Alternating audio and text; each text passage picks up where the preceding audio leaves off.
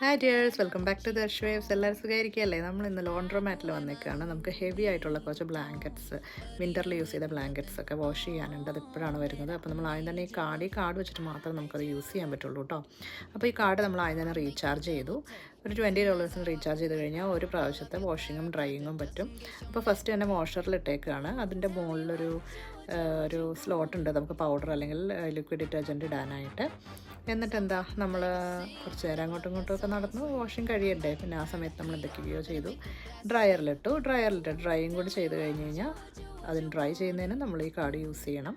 അപ്പോൾ അത് ടൈം കാണിക്കും. വാഷിങ്ങിനും ഡ്രൈയിങ്ങിനും എല്ലാം കൂടെ ഒരു 1 hour എടുത്ത് കാണും. എന്നിട്ട് നമ്മൾ ബാക്കിയെല്ലാം എടുത്തിട്ട് നമ്മൾ വീട്ടിലേക്ക് പോയി. അപ്പോൾ അത്രയേ ഉള്ളൂ ഇന്നത്തെ വിശേഷങ്ങൾ. Thank you for watching.